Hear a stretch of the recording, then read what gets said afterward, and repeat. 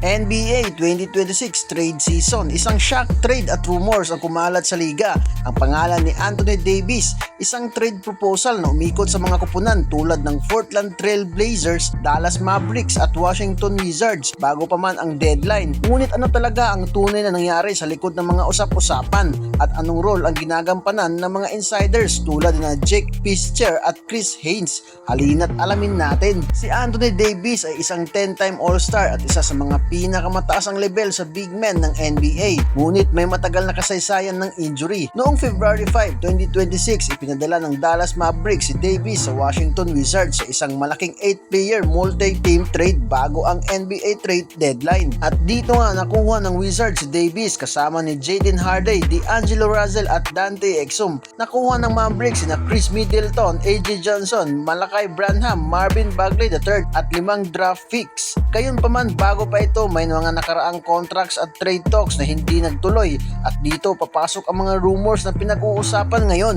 Ayon sa isang NBA insider na si Jake Fischer, bago pa ang 2026 trade deadline, ang Trail Blazers ay tumawag na sa Mavericks para magtanong kung pwede bang palitan si Davis sa isang package na pangunahing sentro ay si Jeremy Grant plus ilang draft picks. Pero sinabi ng Mavericks ng ilang sources tulad ni Brett Siegel ng Clutch Points na hindi nila tinuloy ang offer dahil ayaw nilang kunin ang malaking contract ni Grant. Sa resulta, mas pinili ng Dallas ang deal mula sa Wizards na nagbigay sa kanila ng mas maraming flexibility, salary cap at mga draft picks. Ito'y isang malaking insight sa kung bakit hindi natuloy ang trade kay Davis sa Portland. Isang bagay na hindi agad natin nalalaman kung hindi nag-report ang mga insiders na ito. Pero teka lang, tingnan natin ang mga mas malalim na implication ng rumors at future plans. Bakit gustong makuha ng Portland si Davis kahit na may injury history siya? Ayon sa mga NBA analysis, ang kakulangan ng star power at frontcourt defender ang isa sa pinakamalaking dahilan para gusto silang magpadala ng trade, lalo na para lumaban sa mga top bigs tulad nila Nikola Jokic, Victor Wembanyama at Chet Holmgren. At ano nga ba ang plano ng Wizards kay Davis? Sinabi ni Chris Haynes na possible na ang Wizards ay mag-trade muli kay Davis bago pa man siya magkaroon ng full season sa Wizards,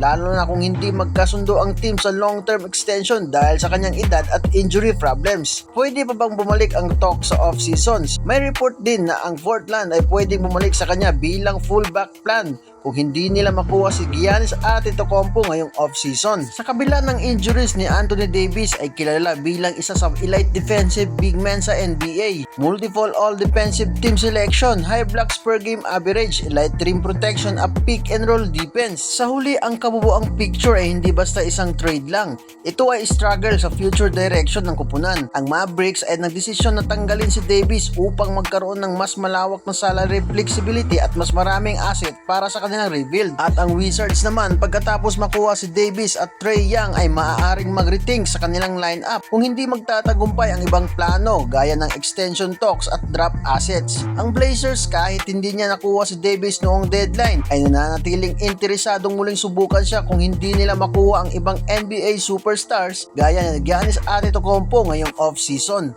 Ngayon na si Davis ay ipinadala sa Washington Wizards, anong mga posibilidad ang naghihintay sa kanyang karir?